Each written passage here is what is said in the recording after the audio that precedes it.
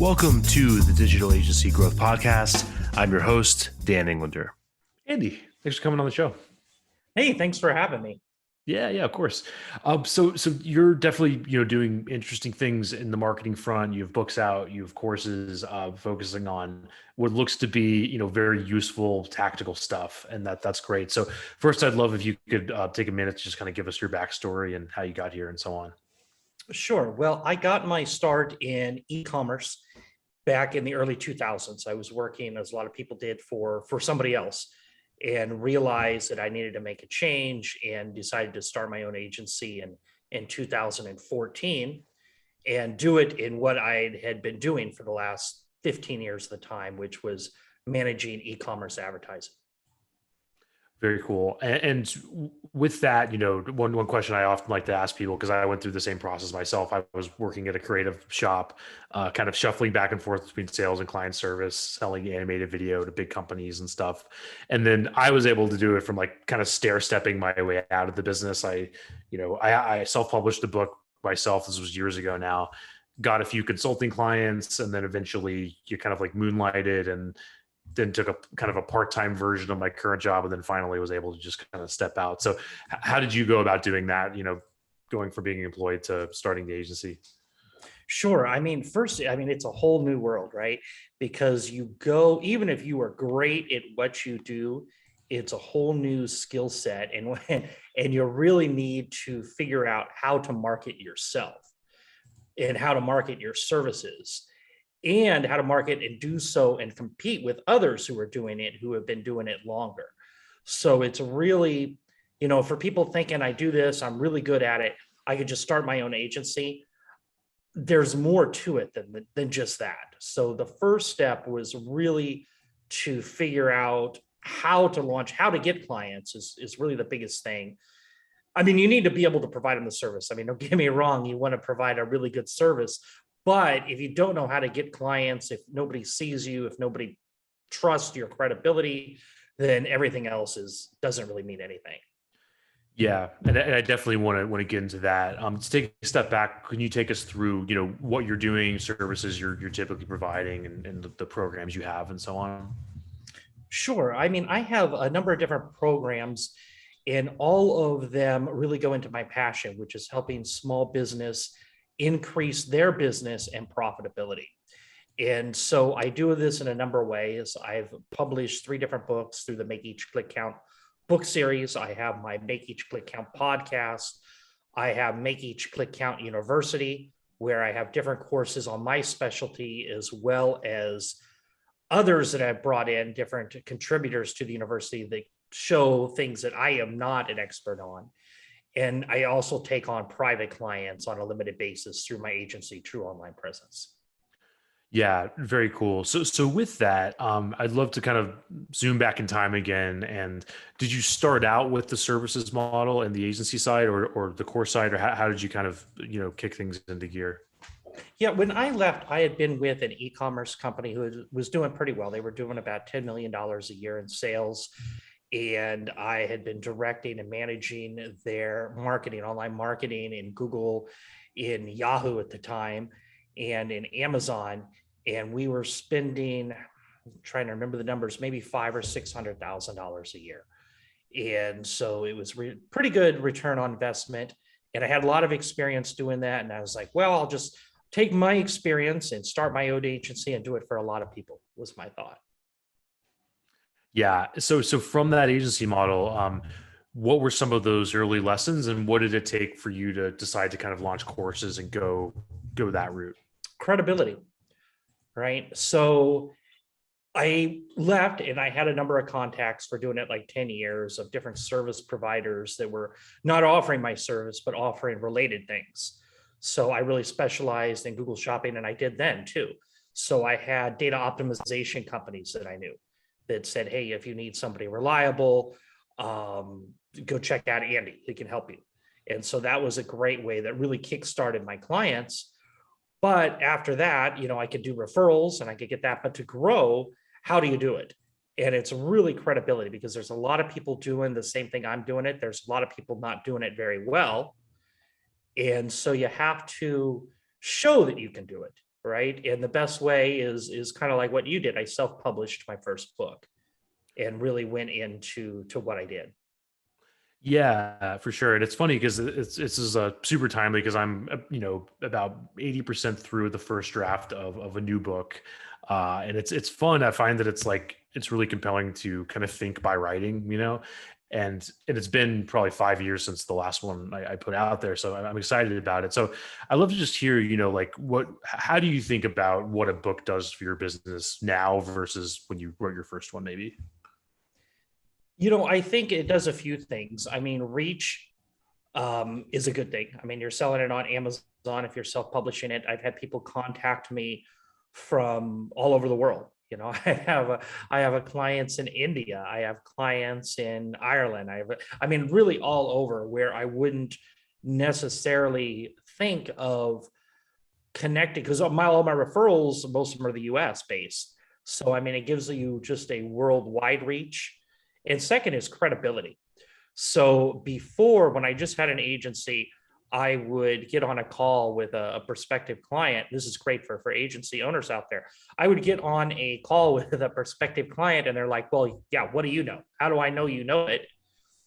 And once I had a book, typically I would send it to prospective clients prior to my call. And I'd get that same question. What do you know? How do I know you know it? And I'd say, well, did you read chapter 3 of the book that I sent you?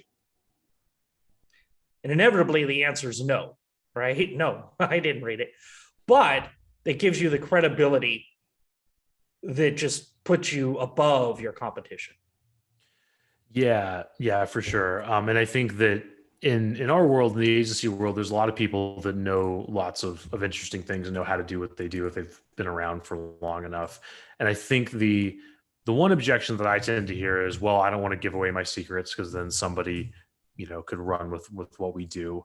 That tends to be less common now. I think the bigger one is how the hell do you find time to write a book and to get it out there in addition to everything else you're doing, sales, clients, HR, et cetera. So I'd love to hear, how you think about that. Yeah, I mean, I'll tell you, but I don't know if people are going to like it. I'm very dedicated. I get up and I started this when I was trying to figure out how to get the time.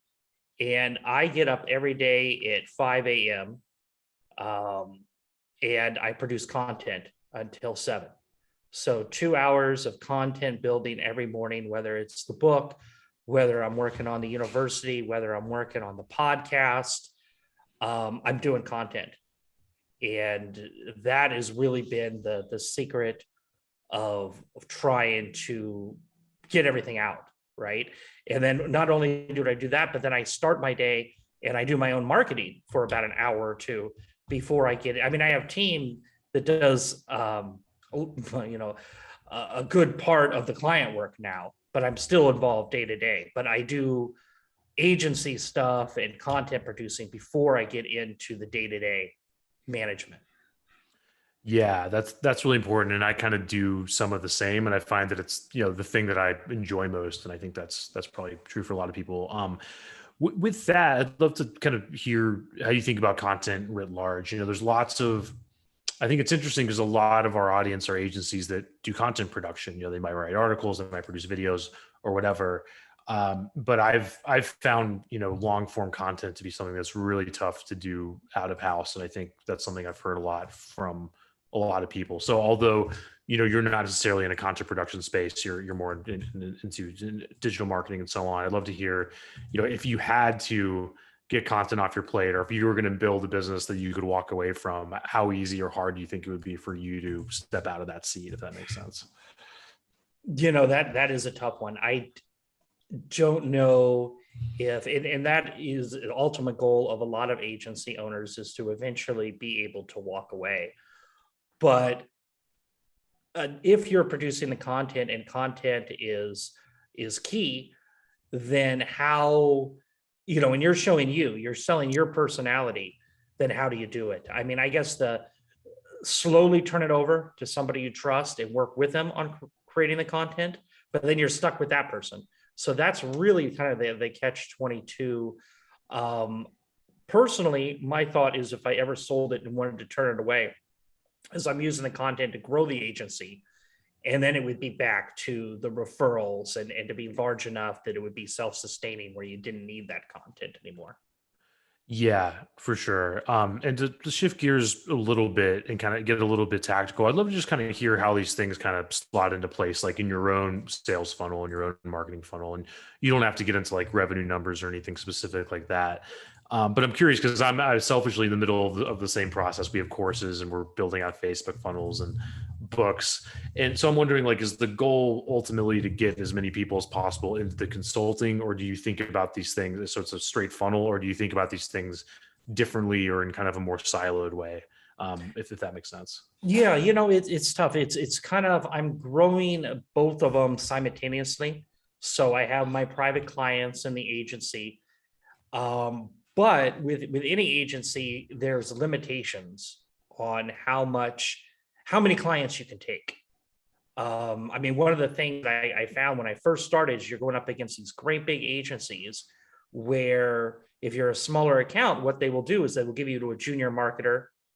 And a lot of times the service was crap, right? And you're paying premium prices to work with a large agency and not getting very good service. So that's one thing I've really been trying to avoid. And so I do have a limitation on how many clients I take. With that said, like I said, my passion is helping small businesses. And so I do that through the book, through the podcast, and ultimately through the university, where I could take as many people as they want, be able to offer a level of support and help them grow their business through that. Yeah, and I think that that's really cool, and it definitely gels with some bigger trends that we're seeing in the agency space. Like I was just at the BAVA Summit, Build a Better Agency Summit with Drew McClellan, and Joe Polizzi was there. He was running Marketing Institute, and Robert Rose, and they kind of made the case that worlds are colliding and things are kind of meshing together in the agency world. We have publishers like the New York Times. Essentially, they've built out a full service creative agency. You have agencies like yourself and other even bigger ones that are developing courses and other ancillary products, and kind of becoming publishers. Some of them are hosting industry events, for the audiences they serve and all that sort of thing. So I'd love to hear your thoughts on that. Like, do you think that it's sort of just a natural progression that you're going to go from a services model in order to fund building out products and that sort of thing? Or how do you think about that?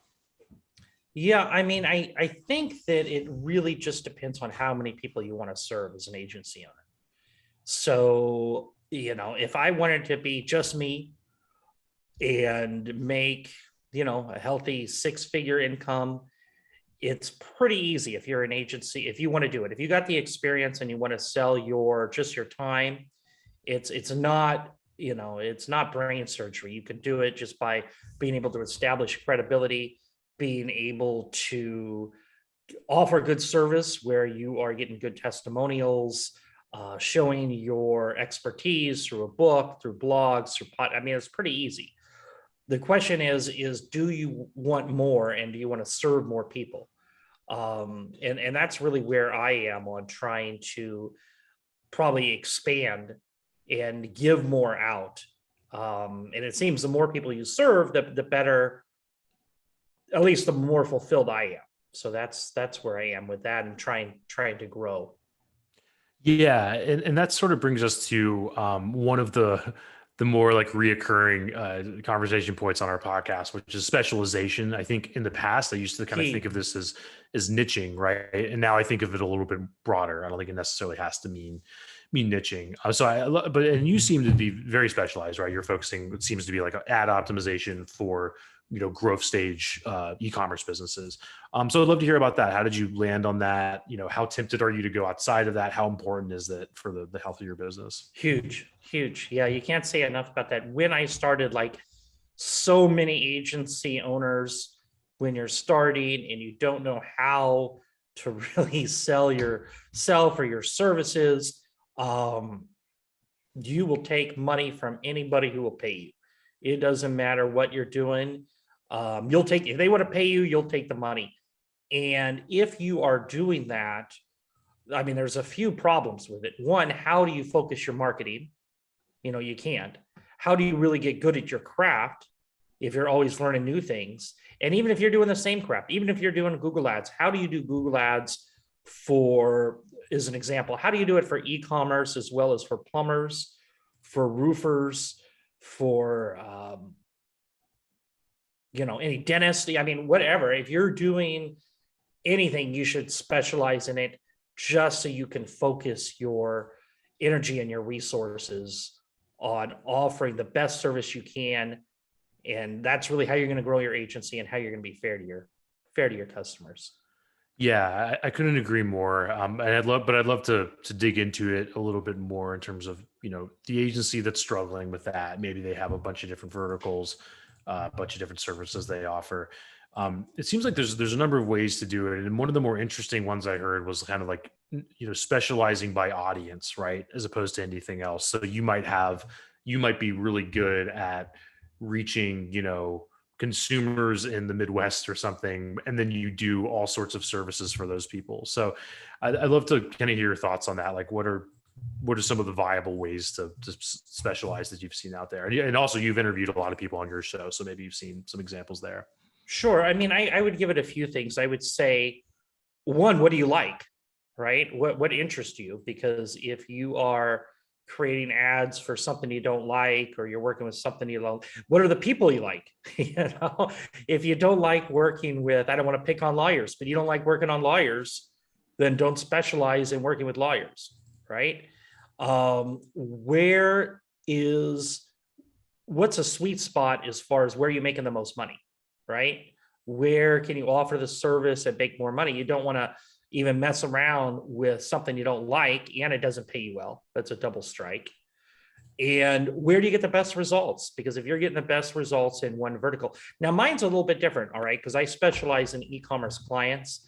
So I'm a little bit hand tied where I can't go. If I have one t-shirt company, I can't go after another t-shirt company selling the same stuff, right? Whether if you're doing a professional service and you're doing roofer, you can do the roofer in LA, you can do the roofer in New York, you can almost copy those campaigns over.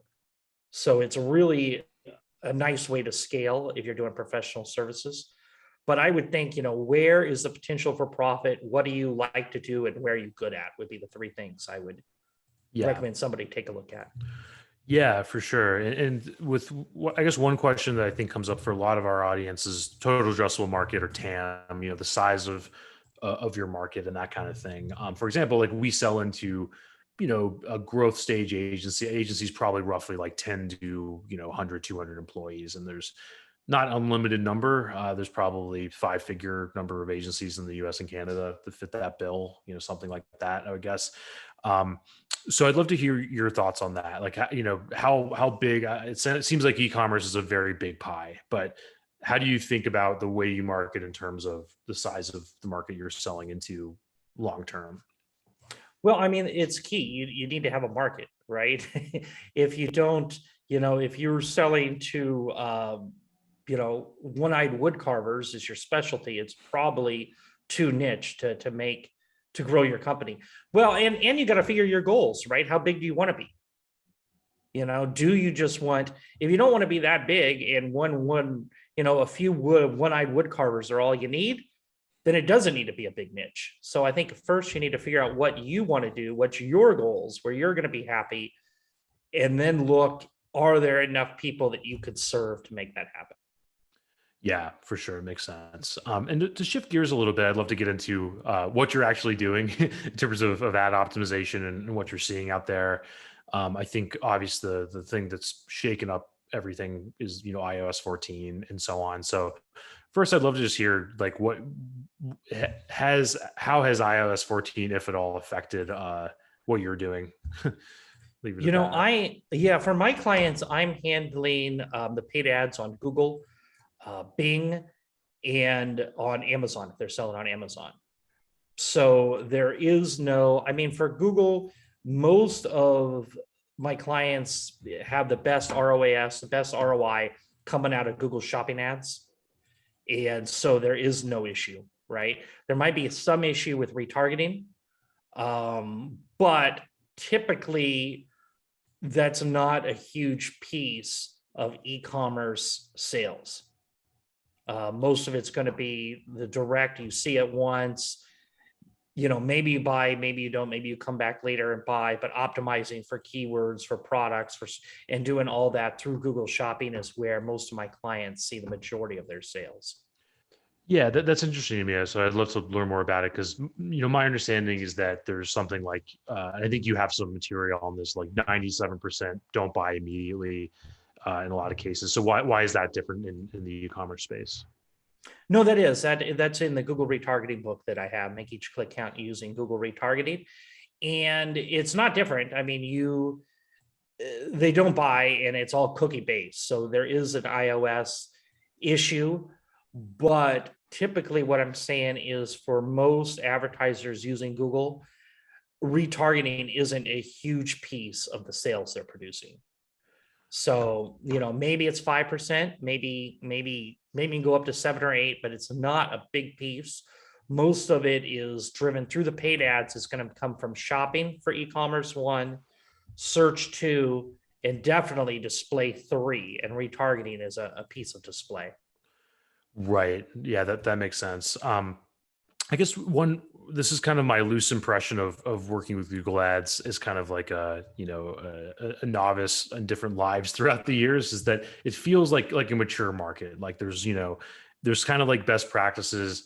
There's not a lot that had changed the last time I was there, and it's sort of just about doing these things right.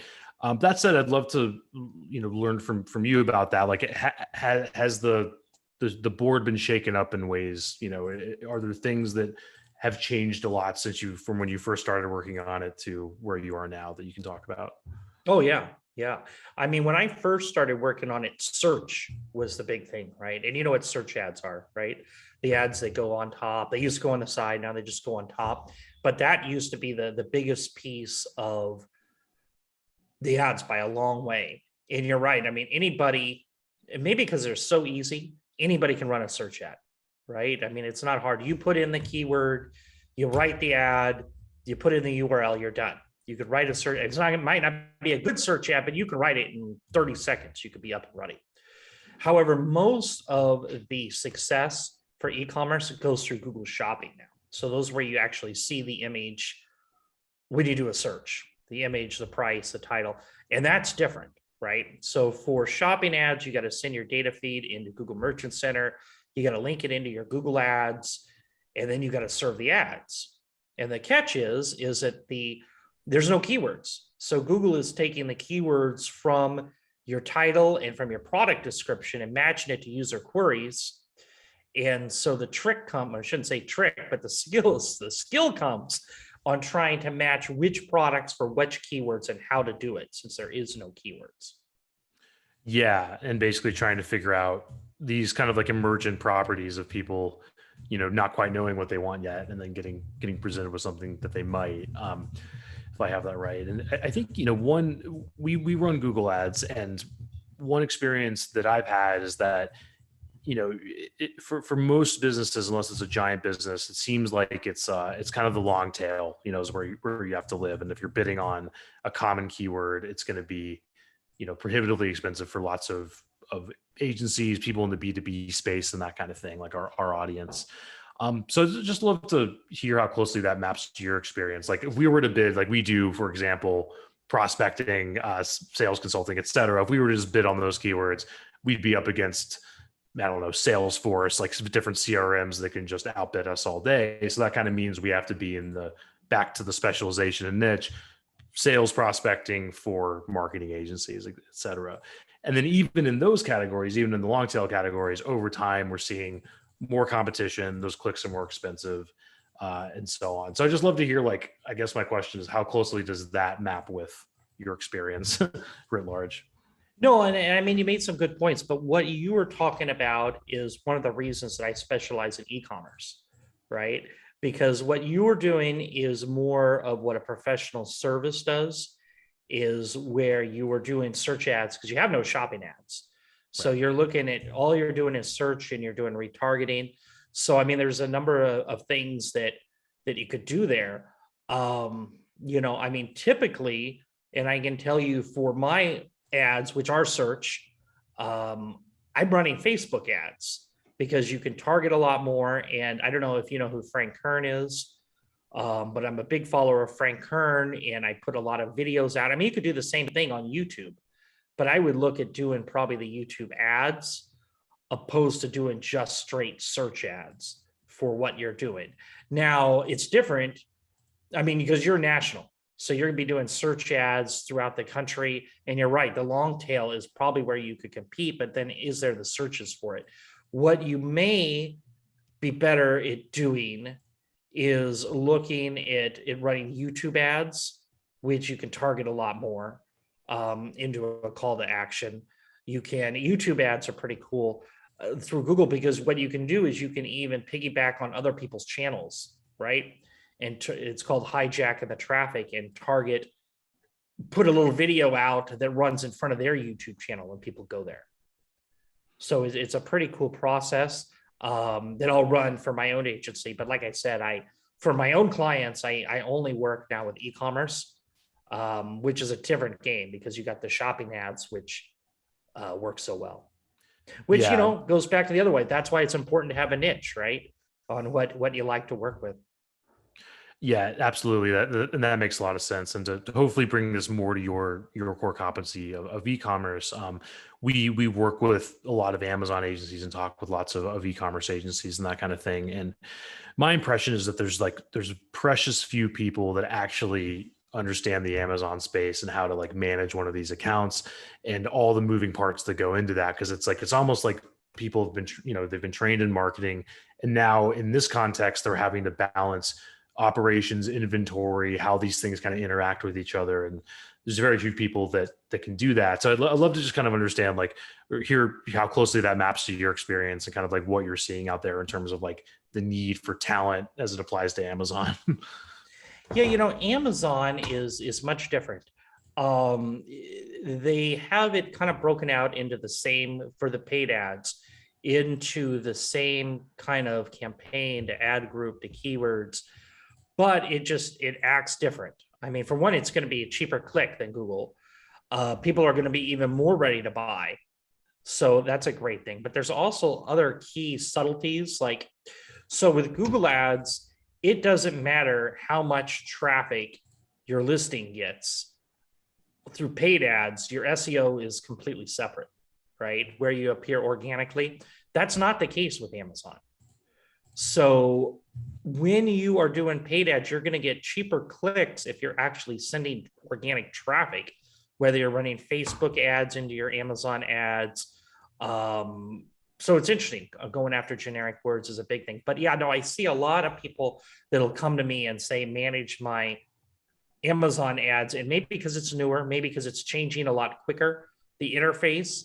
I see a lot of Amazon accounts that aren't set up very well, to either not set up to grow sales, or or not even blocking bad keywords coming in. So it's definitely, if you're an agency owner, that might be a great place to start, is to learn how to effectively run Amazon ads, because there's a ton of need out there for that.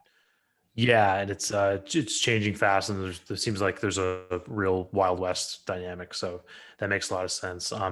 And then you kind of getting towards the end of the time, I'd love to just learn, like, what are you working on these days? Like, what's getting you up in the morning when you're spending that 5 a.m. to 7 a.m., which is crazy. That time block, what's that going towards? Yeah, a couple things. I need to rewrite the first book. I'm hoping to do before the end of the year. The book was published in 2015 originally, which for Google Ads is a lifetime ago, right? So it's 7 years, 6 years, almost 7 years ago. So even though the strategies are still good, the interface has all changed. So that needs to be rewritten. So I'm working on that a bit in the morning. Working on some different holiday things. I just released a brand new 3-part series for getting your Google Shopping ready. It's a free tutorial. So I just finished that up. I think I'm going to run a Facebook challenge here coming up in October to get people who want to have their Google Shopping up and running properly for the holidays, and and then I'm working on a new course. So that's yeah, I'm busy. Yeah, very cool. And hopefully we'll have you back on to talk about the course in particular, because that's something I love to compare notes on, because we're doing a bit of the same too. So What kind um, of course are you doing? agency new business, basically. So we've Okay. had a beta version out, and our goal is to kind of revamp parts of it, improve it, and build it into the Facebook funnel that we're working on right now. So we'll see how that goes. Well, good luck with that. Yeah, thank you, sir. Appreciate it. Awesome. And how can people follow what you're up to, get in touch, all that good stuff? A number of different ways. You can go to makeeachclickcount.com is probably the best way. You can find links to my books, to the podcast, to the Make Each Click Count University. If you are interested in being a private client, then go to trueonlinepresence.com. And you can schedule an appointment to talk there. Awesome. We'll get that linked up as well. And Andy, thanks again for your time. Really appreciate it. Great. Well, it was a pleasure. Likewise.